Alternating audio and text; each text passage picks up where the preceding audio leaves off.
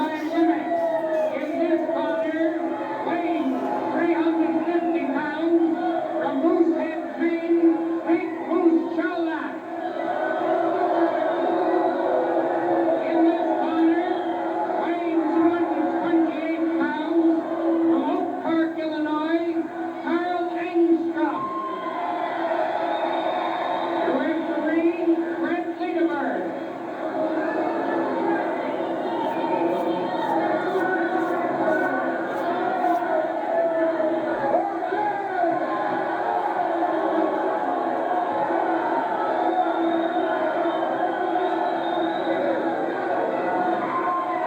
Now, just in case you have not been with us before on Wrestling Champions, the gentleman making the various speculations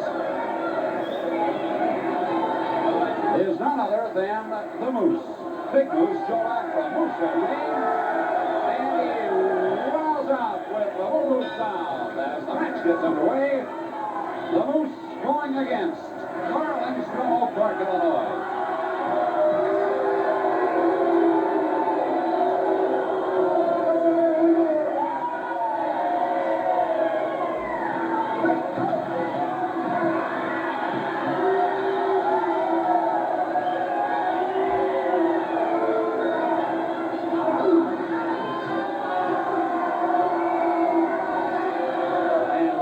Wastes no time working on Karl.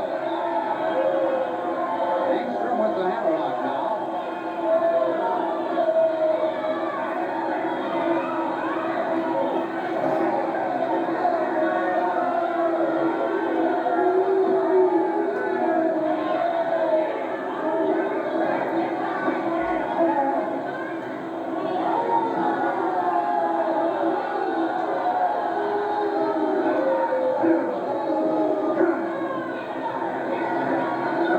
A former professional dancer, now has his own dance school in Chicago, Engstrom School of Dance. He and his wife teach professional dancing. He's man who loves his job, too. And he says that he is working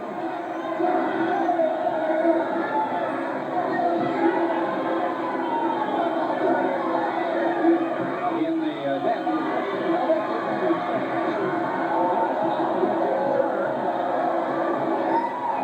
In shape for dancing.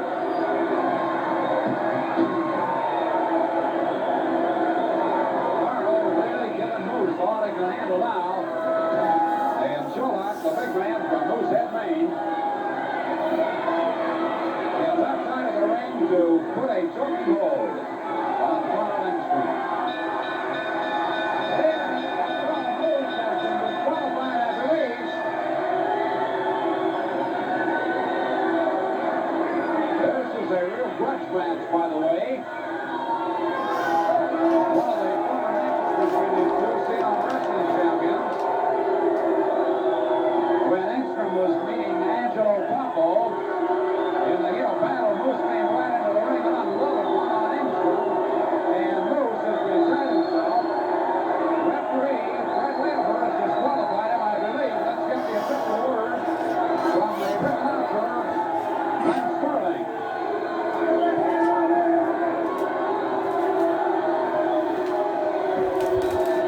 The time was 2 minutes 5 seconds. Big Moose Cholak was counted out by the referee. The winner of the match, Karl Engstrom.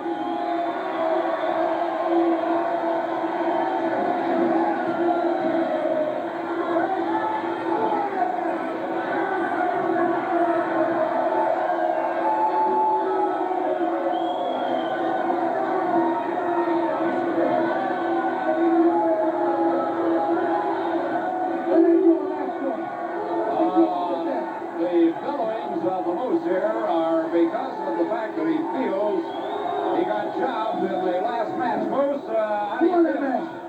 I won the match. I strangled him. Why? When I beat the heck out of him. Well, I think the official decision was because you got out of the ring to do What it. are you talking about? I said, I beat the guy in the leg. They beat him. Smash him and kill him. So what they do? They get me over there. The referee. I beat the guy going to squat. Look at it right here. What do you think?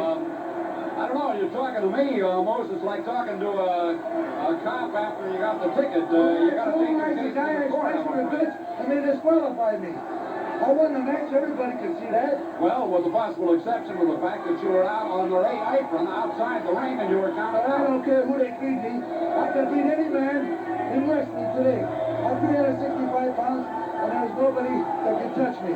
I took 5 guys over here. One day, one clown referee like over here counting me out, and I came back the next time. I beat this guy and put him into the floor. So that proves to anybody that I can beat anybody. And what happens over here when they disqualify me, that's what I don't like. I beat the guy, and I knew that I beat a guy. And I got the guy half dead, and then they disqualified me. Well, the only thing I can tell you, Moose, I mean, I know it may be a little tough to swallow, but the fact of the matter remains that when they write the names in the record book, it's going to go down as a loss. The people that seen the bout know that I'm the winner. Because I killed this guy, he can't even defend himself. What about the people that don't see it? It'll just look like you were lost, like you got beat. They know the Moose gets screwed once in a while. Moose is not willing to admit the fact that he still is a loser no matter how you slice it. And now he says, I can take on any one of these bums here. People are afraid, but they're chicken. They're afraid to come over here and face me. Or behind a pillar or something like that. Well, the problem being that... all right, I won the match and that's all that counts. Well, Moose insists on... I'm going to go over here and see Karl Engstrom for a minute. Moose insists that he won the match. Karl, I don't know if you heard everything that went on, but Moose insists... What happened during that match, I'll tell you one bit. Well, Moose insists. I'm a little deaf here. He's been sprinkling my ears over there. Couldn't hear myself think. That's about all the moves for him. Well, Karl, he insists that he did not lose the match. He says he was jobbed. He says that he can beat, quote, that bum any day of the week. Well, I'm here for proven in this group, whatever the case may be. But I think in a match where there's, say, without a referee or where each man takes his best, I fear I would come out, or he would come out second best. In other words, you feel that he is handicapped tremendously when he has to wrestle to the rules? I think so. Not only that, but I would wrestle in any type of match that he would like to wrestle, a Texas death match or anything at all without the referee, you know, just until one man cannot come out to answer the bell. I have heard a couple of fellas, I think best unnamed, Karl, say that if it weren't for the weight that the Moose carries around, he'd just be a great big blob in there. He couldn't wrestle at all. Well, I'll give him this credit. He is powerful. He's a powerful man. For a man his weight, he does move extremely fast. And that combined with a little wrestling skill, he would be dangerous. But when he gets excited, he throws rules to the wind, and thereby he throws any wrestling know-how out also.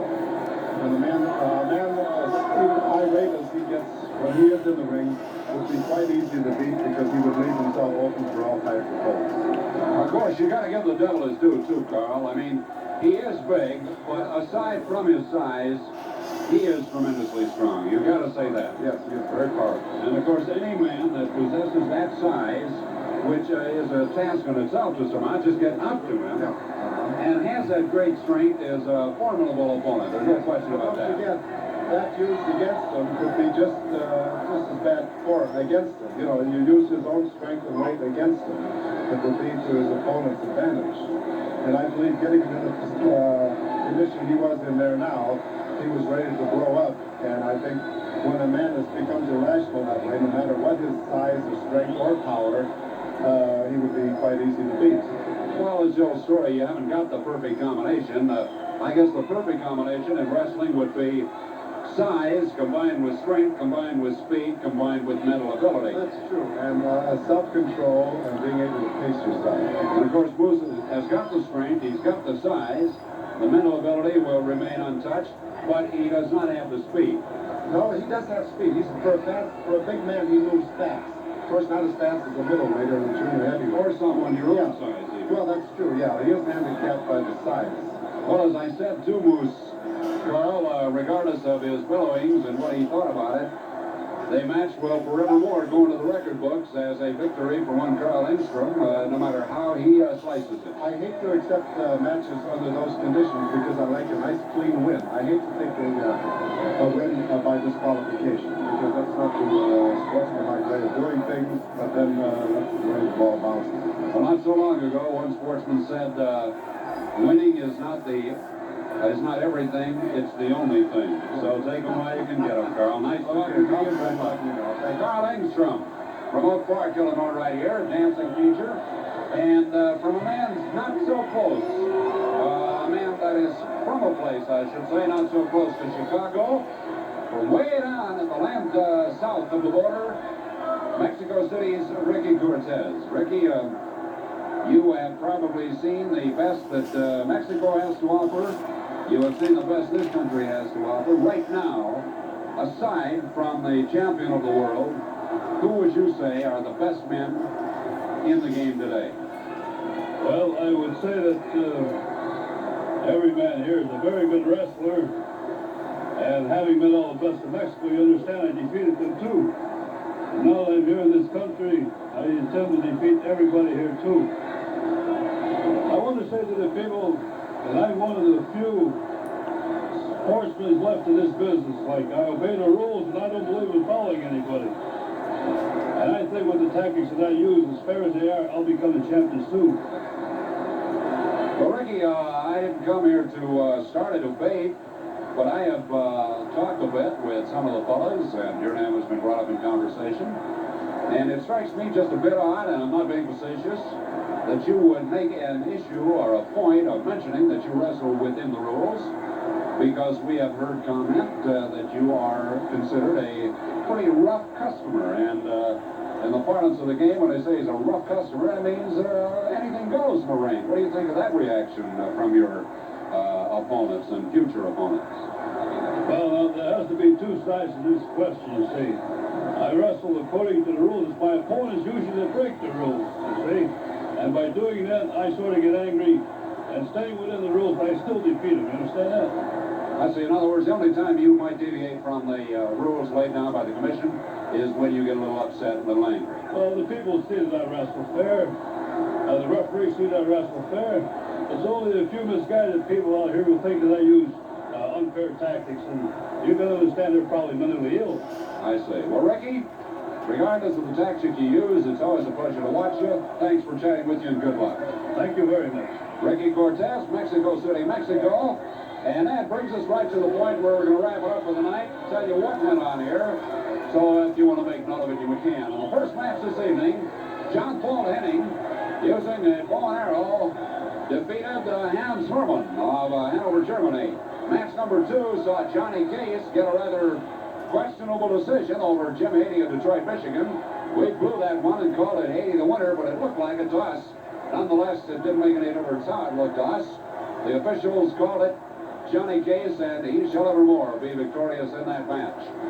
Match number 3, Ricky Cortez, who we were just chatting with, knocked over Hank Wade with a body slam.